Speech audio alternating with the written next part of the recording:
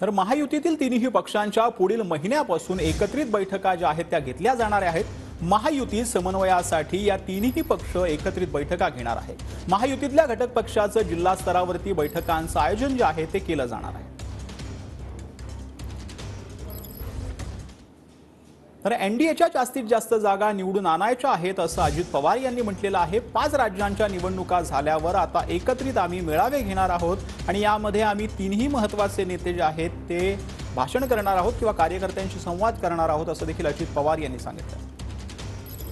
5 राज्यांच्या निवडणुका संपल्यानंतर आपली इथं दौरे विभागाचे सुरू करायचे त्याचा उल्लेख आता बोलत असताना केलेला आहे। तिन्ही पक्षांच्या एकत्रपणे विभागाची मेळावे हे पण आमच्या तिघांच्या साधारण सोयीच्या तारखा होईल। आम्ही त्यालाही लवकर सुरुवात करणार आहोत, कारण त्याच्याशिवाय आम्ही वरच्या पातळीवर एकत्र आलेलो असलो तरी खालच्या फील्डवरच्या कार्यकर्त्यांनी पण तशाच पद्धतीनं एकमेकाशी सहकार्याची भूमिका घेतली पाहिजे।